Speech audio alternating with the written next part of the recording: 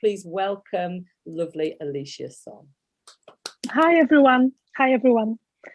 So let me know in the comments how you feel when you go outside, when you go to the park or to the forest. Best thoughts that really come to your mind. Just please engage. That will be brilliant. For me, I know how I feel. I feel re-energized. I feel engaged. I feel connected. I feel passionate. I feel grounded and alive. Really, I feel alive, literally. When we are born, we intuitively use our senses. So we use our senses of smell, taste, touch, vision, heat. There is so many senses within our body. The one that we talk about mostly are smell, hearing, sight, touch, vision, and so on. And that's what's known for many, many centuries. Aristotle actually talked about it. But we have so many more senses. When you think about information out there, we're talking between 21 to 53 senses in human body. So we use them to interact with the world, and we use them at least when we were born. Up to the age of 3, you use them very frequently, and they guide our lives. We learn from touching, tasting, feeling, vision, heat, and everything else. And then suddenly we go to primary school. We sit at the desk. We're told not to fidget. We're told not, don't do this, don't do that, and so on. And we start losing that. How many of you sat at the desk in school? Well, I remember wanting to fidget and being told, don't move. That's against our nature. We are designed to move. We are designed to move as human beings. And then remember the 9 to 5. The 9 to 5, yes, we have a lunch break, an hour lunch break, if we're lucky and we don't have a phone call to take. And then you're thinking about, can anyone still hear me? Because for some reason, can anyone just comment that you can hear me? Yes, because we can hear you. Yes, we can hear you loud and clear. Oh, brilliant, because I thought I'd lost you because there's some noise in my speaker. So our bodies are designed, in terms of the 9 to 5, what I remember, and doing the 9 to 5, we have that hour lunch break. How do we use that lunch break?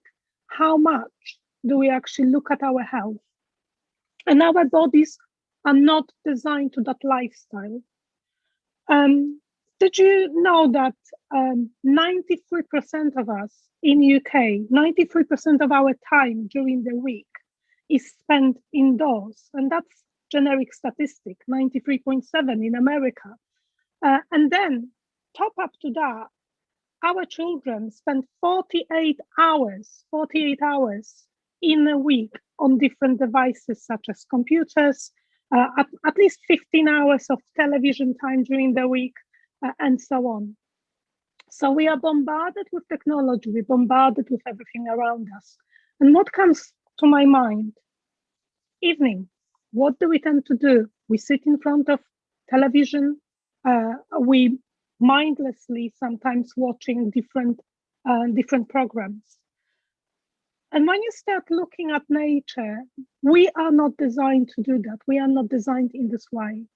And today we talked about choose to challenge. I choose to challenge how we lead our lifestyles. We are part of our universe. We are particles of this universe. We are interconnected with nature. Nature provides in abundance, and it's not something that is going to stop.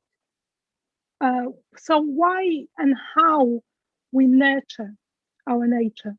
Well, we can nurture our nature by being a role model for your family, for your community, role model for your child, role model for yourself. Start with yourself, start within and work that way. We know that nature impacts positively on our mental health. Mindfulness exercises, going into nature, going onto the walks, spending time outdoors. We know when we're using simple natural products, our nutrition's much better, but we also have to recognize that unfortunately, we through the production processes, we're not valuing what nature gives us. And a lot of our products that we eat are very much processed products. So we have to start thinking actively, being mindful what we're putting into our mind, our mouth. We are 70% of water, and for children, about 60% of water. And yet, water is something that actually we don't drink as much. And so we have to stop looking at pops and expensive, beautifully designed bottles and just start using what nature provided, pure, clear water. And then again, environment, we spend so much time indoors.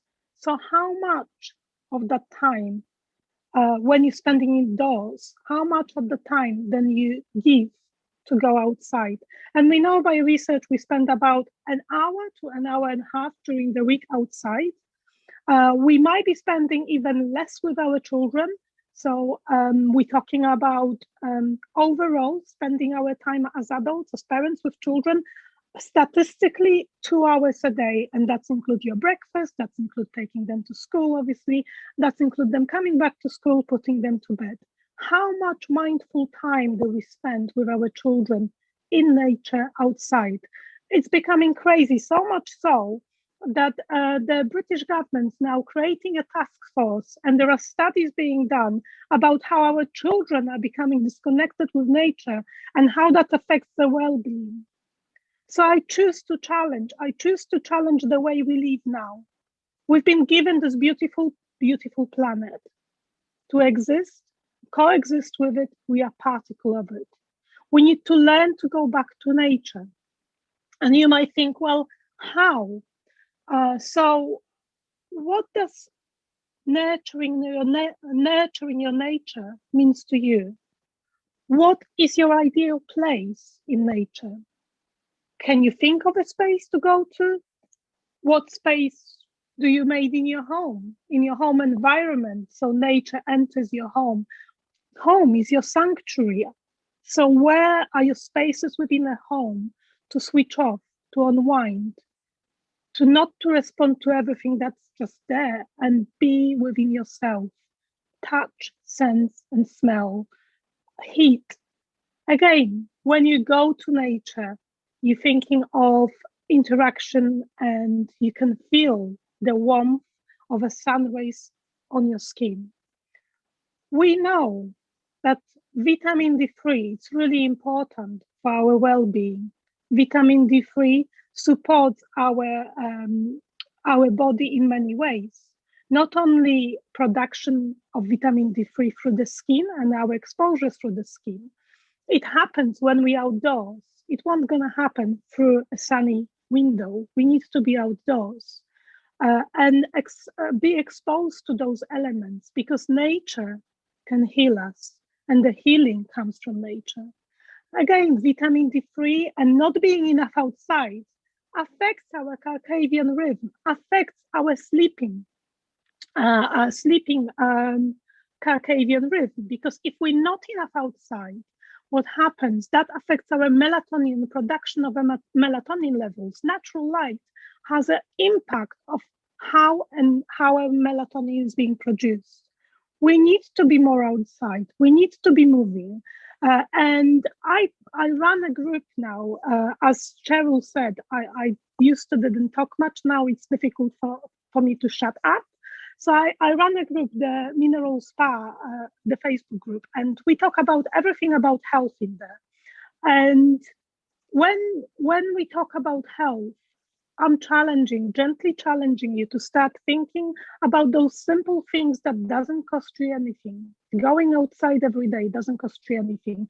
Teaching your children how to interact with all the elements. And again, I love the previous talks about all the elements. We are particles of this universe.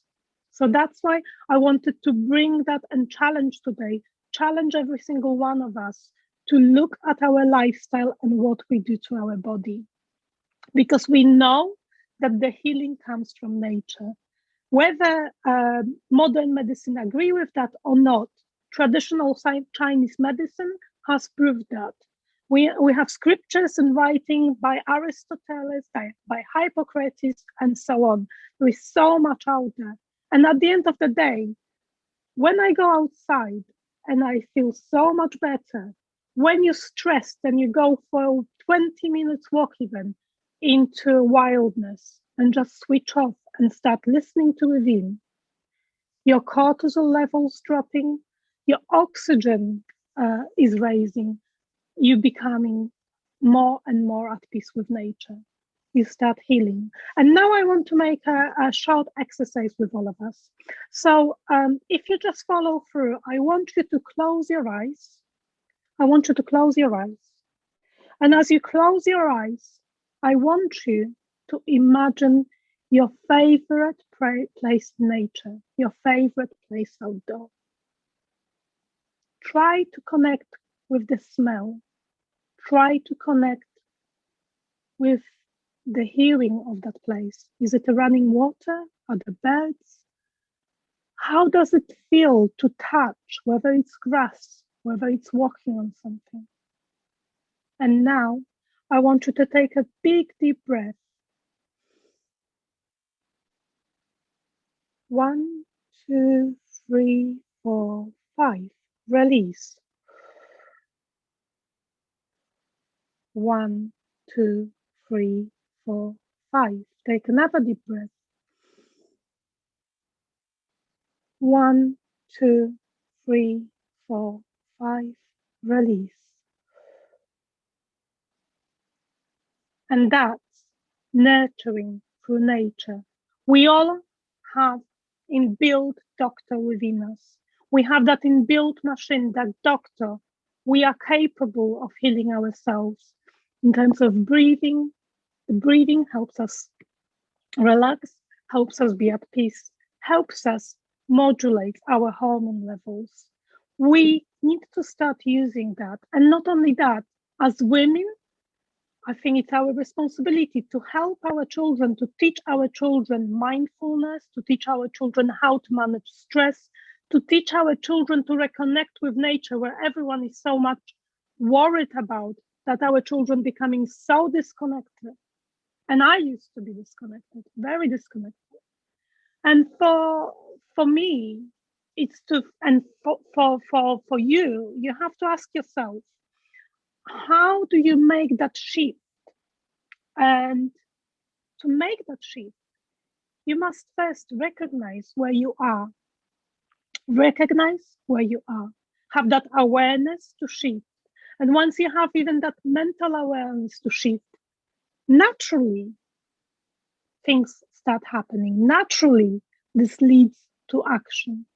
So the more mindful and aware we are, and the more we spend time in nature and around nature, we're able to reconnect more. And we don't need expensive things to do. We just need to go outside, start connecting all our senses, not just the 6 of them. Feel the heat on your cheeks. Feel the wind. Feel the cold. Feel the hot. Feel the touch. Smell and connect with nature. And the last thing I wanted to say, and that's how I ended my TEDx talk, and I truly believe in that. I do believe that you have the power to change your health. You have the power of choice. You can choose whether you choose to sit on that sofa every evening or whether you choose to spend your time differently. And even if it's down in a home, it doesn't matter. You still have a choice whether you're watching mindfully or mindlessly, because you have the power to change your health, and the habits that you create and the regime that you practice will positively influence your well-being, playing with your children, grandchildren, and perform at the optimum level. Thank you. Wow, brilliant. Oh, Alicia. Well done, Alicia. Well, it's always fun. She's come a long way from sitting on the steps, wondering what she's going to do with her life. What can I say? In terms of the Find Your Why experience, Alicia, what are like 2 or 3 words that you could say about how it's helped you? How it helped me, I was afraid to talk. It allowed me to talk. It allowed me to be myself and allowed me to just get it out there, because I was too afraid to talk. And since being and doing TEDx Talk, I think TEDx Talk was a huge thing for me, especially also waiting. But then I thought, actually, I've done it. It's out there. And once you have that 2,000 people are clicked on your TEDx Talk, I just thought, you know what, I'm going and start speaking out there. But it's more than that. It's a passion that I have, because we sometimes think we need lots of money to keep healthy. We don't. The choice is ours, and we need to just look at what's out there in nature, what things we can connect with, and what works. And for one person, one thing's gonna work. For the other person, different things gonna work. And I think mixing all those modalities and choosing what works for you is the way forward. And for me, I've grown quite a lot from there. I'm still learning a lot from you, and having that mentoring and support from yourself and Marion. Marion knows when I kind of it's a chat with Marion, but I think I've grown. I keep growing. I enjoy running my own health group. It's just, rather than having it in my head, I can speak that out. And even if if it helps one person, it helped that one particular person. And I healed myself through nature and with nature, so that nature can heal. And that's my message for me for the International Women's Days. Choose to challenge how you lead your life, because 9 to 5 is always going to be there, but you have a choice how you use that lunch break. You have a choice how you do different things differently. What was your biggest fear when you started with us, Alicia? Because, you know, you said that you couldn't be seen. What was it that was so scary? Because I'm sure there's a lot of people who've got the same thing happening right now. So it would be great for people to see what's possible. So what was the fear? Well, the fear for me, I work full time in my work. So I was thinking how other people are going to see me. And because it's also kind of in health and social care, I was thinking I shouldn't be seen. Why? What were you assuming the worst judgment would be? Well, I think, as Cheryl mentioned, for me, it was worrying about if I do that, how's people going to see me doing that alongside my work. So I needed to really make a distinction how I do things. So I have a very strong schedule how I do things kind of 9 to 5 and how I lead after 9 to 5. But what I changed in my life is I think it's the way how I do the 9 to 5 and how I do take breaks and how I put a stop. Put a stop to kind of the kind of downward spiral where you kind of keep going, and you burn out. Yeah. But the other thing, I think what it helped me to speak up and believe in myself and believe in my voice. I didn't believe in my voice. I was thinking, well, who's going to listen to me? I'm from Poland. I've got this accent. I'm not even English. I don't have a degree in this, because I don't have a degree in this. That's true. But I read a lot and I learned a lot over the years, and I keep reading and I love research. So as Cheryl said, they've by research to TEDx, but that's why they approved it. I just proved it to them. This is all the research, and it's PubMed and it's proved. So tell me why not? Thank you. So I think for me that was the thing. Who's going to listen, and who am I? I'm just a little person who nobody knows, and I've got this job, and this is my space. And I think Find Your Why Foundation allowed me to see myself bigger than I am. Yeah. And I have to say it's scary, because in some ways, and it's recognizing your limiting beliefs. But also what's scary more for me now, and I keep watching that and working with it, because fear always shows up. It's how we choose to deal with fear. Exactly. But now I choose to see the fear and see it as a challenge. I choose to challenge as well. In that way, speaking of choose to challenge, but I think it is about how do I challenge that fear now when it shows up. It's very different way I look at it when I looked at it before. And for me, the fear is where I'm going, because it just keeps growing, keeps growing, and keeps growing. And I'm a bit afraid of where am I leading all this. Okay. But and fear is similar. Fear is similar to excitement. So could you be excited that you're not sure where you're going, like on a roller coaster? I don't think I'm there yet. I think it's still the fear. I think it's still a fear, but I am excited. I think what I love, I realize I really love to engage with people and being on the stage and sharing my message with everyone.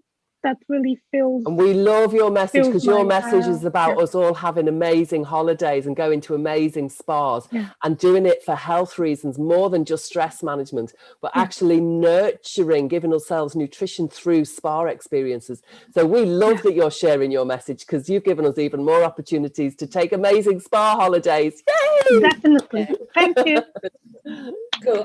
The other thing I want to just mention is when COVID hit, and obviously, Alicia's about travel to Europe, go to these spas. I did. And she was like, oh, what do I do now? And we were like, okay, what products have you got? I want to know what I can use in my house right now. And she sold out of her products. And one was because she undervalued it. That happens a lot with the women who come to us. So we had to work on the value.